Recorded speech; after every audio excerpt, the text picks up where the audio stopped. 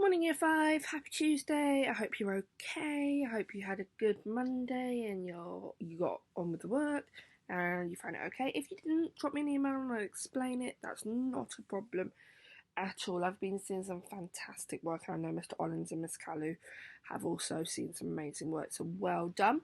It's a little bit breezy today, a little bit windy, which is Monday, obviously. You guys know that I do it the day before. Actually, this week I might do it a few days before, but it's all good.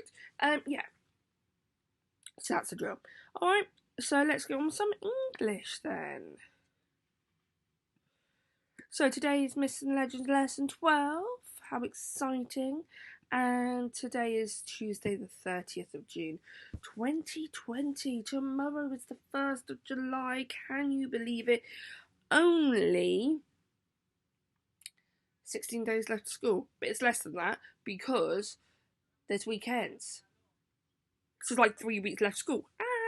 Some holidays soon.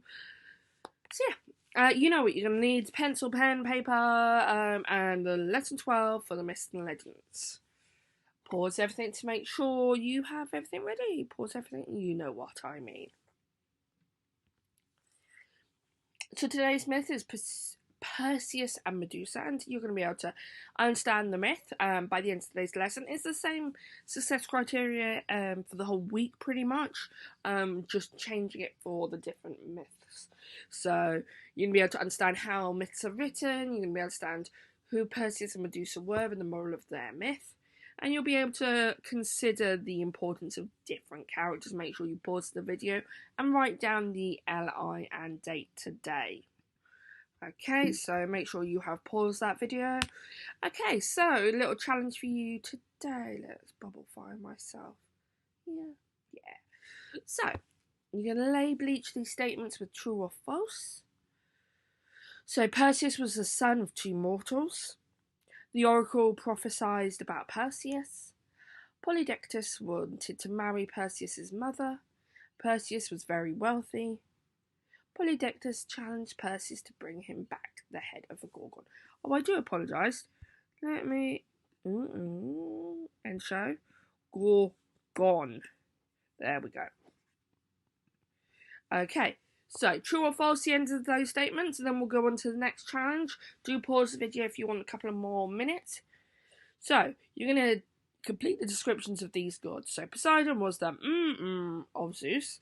He was the god of the He used his to whip up storms and frighten sailors. He attacked Medusa, who was then turned into a by Athena, the goddess of Pause the video while you write in those words in the gaps.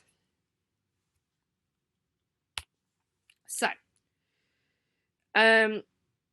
this tells us the answers to the true or false. So, Perseus was the son of two mortals. No, he wasn't.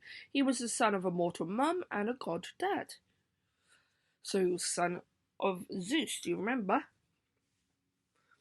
The oracle prophesied about Perseus. Yes, that's true. The oracle warned King Acrisius about Perseus. Polydectes wanted to marry Perseus's mother. That was true. And Perseus was very wealthy. False. In fact, he was very, very poor. We get told that at the end of the myth. Polydectes challenged Perseus to bring him back the head of the Gorgon. Yes, that is true. Well done if you got those. Oh.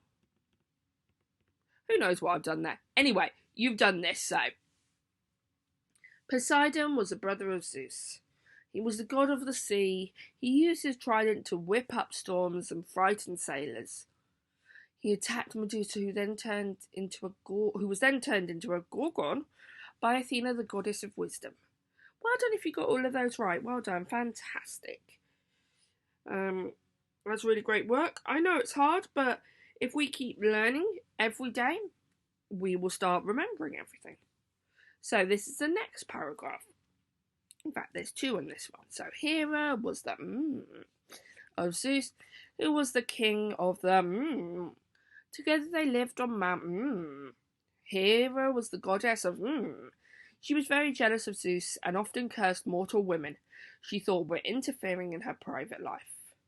Aphrodite was the goddess of She advised mortals on their problems in this area and helping those she favoured find love.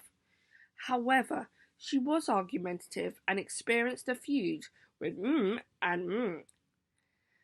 This feud led to the famous War. Okay, pause the video while you write your answers down. You might need a couple more minutes than what I read it at. But I'm going to go on to the answers. So, Hera was the wife of Zeus, who was the king of the gods or the sky. Together they lived on Mount Olympus. Hera was the goddess of women and family. She was very jealous of Zeus and often cursed mortal women she thought were interfering in her private life. Aphrodite was the goddess of love. She advised mortals on their problems in this area and helping those she favoured find love. However, she was argumentative and she experienced a feud with Hera and Athena. This feud led to the famous Trojan War. Well done if you did really well there. So, you are going to explain the role of curiosity in the myth. You're going to, in the myth of Pandora's box, you're going to include the words turn to curiosity, cunning, and resist. So make sure you start each sentence with a capital letter and a sentence and end each sentence with a full stop. Now, obviously, I'm not going to give you the answers today. I want to see your writing. Like, I've seen some amazing notes that have been coming through on the emails. I'd love to see some cool writing as well. So make sure you do those sentences. Now, recap. Do you know what these words mean? I'm just going to bubblify myself here. I can point up. Air. Merely. Curiosity. Really point that way. And empty-handed. What do those 4 words mean? 4 words or phrases. You should know these words. We practice them every day. It really helps our knowledge of these words and our vocabulary improve. Words that we may not actually use otherwise. So, pause the video if you need some more time. Oh, I'm going to need to move my bubble. I can't move it. Can't move it there. So, an heir is a person legally entitled to the property or rank of another on that person's death. And that's a noun. Merely, that's just or only. An adverb. Callously, in a way that shows an insensitive and cruel disregard for others, that's an adverb. And empty-handed, having failed to obtain or achieve what one wanted. And that's an adjective. Okay, so, you should have written down all of those, should have ticked them. Well done if you got them all right. Let's carry on with the new vocabulary for today. So today we've got gruesome, that's causing repulsion or horror. Gristly, yucky, yucky. Adjective. Petrified, and that's so frightened that you're unable to move, you're terrified. And again, that's an adjective. Hasty, done with excessive speed or urgency, that's like hurried. Another adjective. Quarrelling, having a heated argument or disagreement, verb. Sneer, a mocking smile, remark or tone, noun, can also be a verb. Pop those down in your glossary so you remember them for tomorrow's lesson. Okay. Let us open up today's booklet. Today is lesson 12. Here we go. So,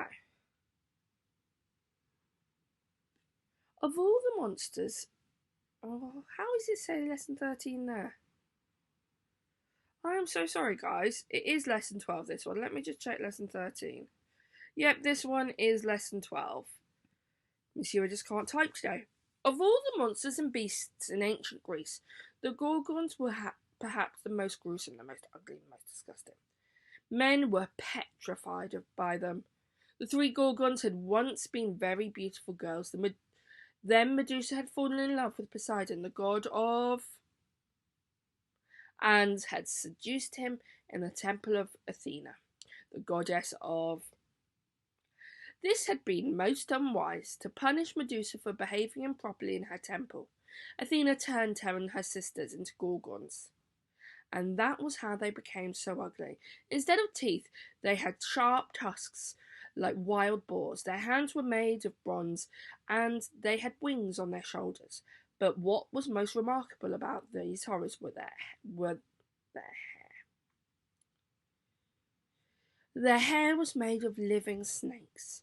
Slimy green and silver snakes with hissing tongues and gleaming eyes.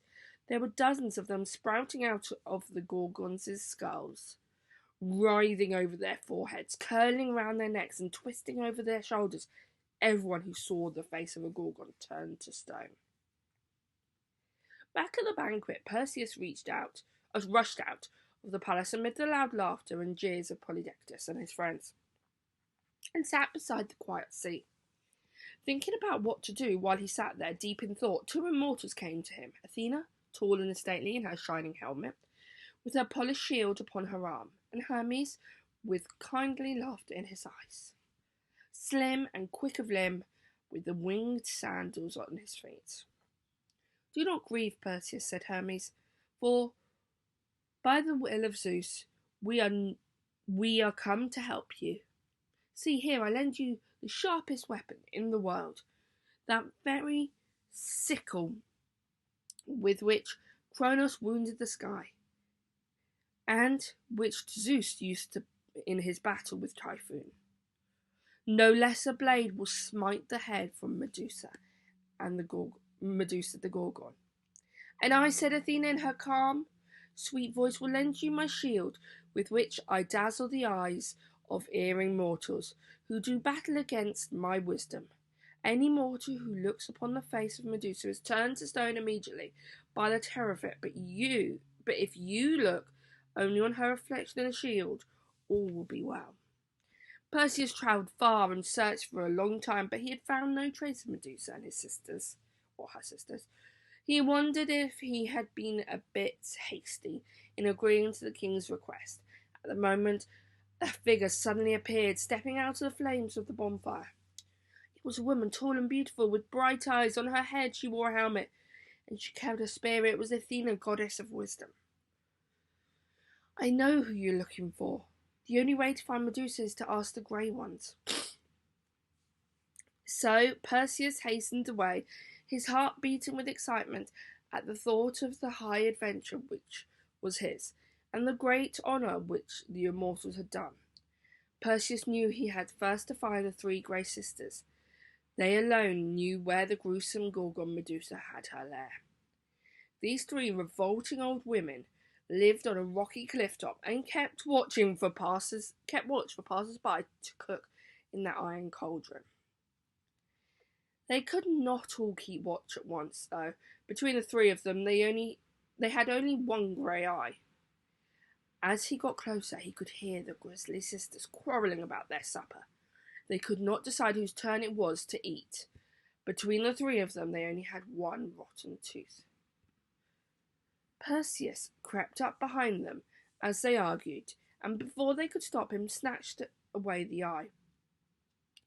"I've got your eye," Perseus said, "and I won't give it back until you tell me where I can find Medusa."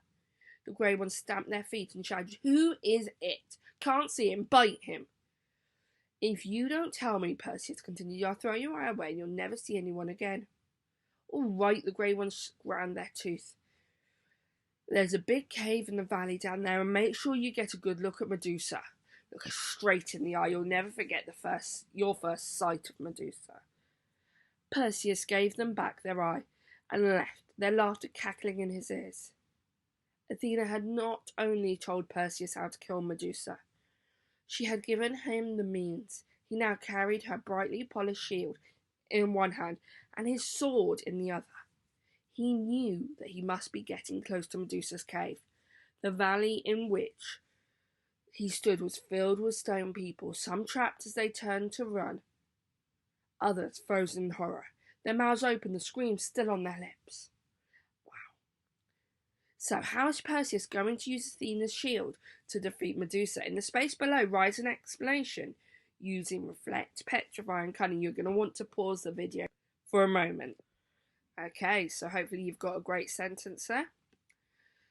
Now Perseus saw the mouth of a large cave yawning darkly at him. Holding the shield more tightly than ever, he climbed up the gentle slope and, taking a deep breath, entered the gloom.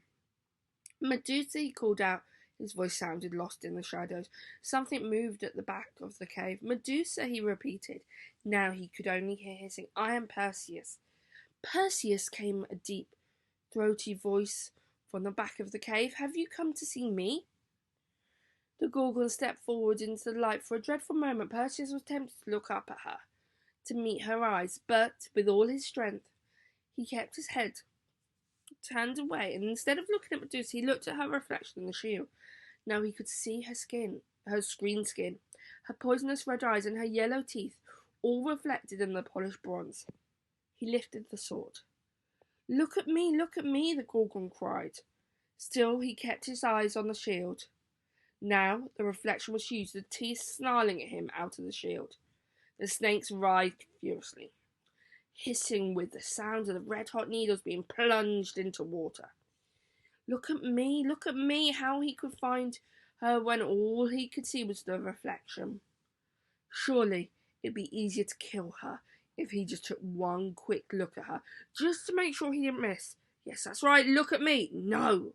With a despairing cry, Perseus swung wildly with his sword. He felt the sharp steel bite into the flesh and bone. The Gorgon screamed, the snakes exploded around her head as the whole thing flew from her shoulders, bounced against the cave wall, and rolled to the ground. A fountain of blood spouted out of her neck, and her body crumpled. Then at last it was over. Still not looking at it, Perseus picked up the grim trophy of his victory and dropped it into a heavy sack. By the time his search for the Gorgon was over, a whole year had passed. When he returned, the first person he saw was a fisherman. The man burst into tears. "Oh, Master Perseus, it was your mother the wicked king wished to marry. Once you were gone, he tried to force her, and when she refused, he made her the palace washerwoman. For a whole year she has been scrubbing floors. It's terrible." "We'll soon see about that," said Perseus through gritted teeth, and he strode into the palace where King Polydectes was sitting on the throne.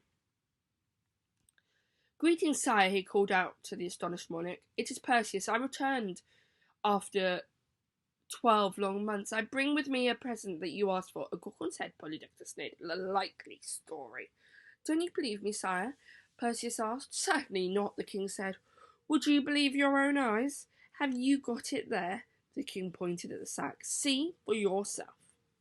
And with that, Perseus lifted the Gorgon's head and head out of the sack and held it up for the king to see. "That's not the—" King Polydectes got no further than that. The next moment there was a stone statue leaning out of the throne, a stone sneer on its stone face. After that, Perseus became king of the islanders for Polydectes. He was put in the palace garden, and is probably still there to this day. Okay, so your second activity is to pop these events into the right order, write the number next to them, and that is it for on the booklet. So on here, so you're going to do activity B, and then I'd like you to create a comic strip of today's myth. Okay, a little comic strip. Have fun with that. And I will see you guys tomorrow. Have a lovely rest of your Tuesday. See you guys later. Bye.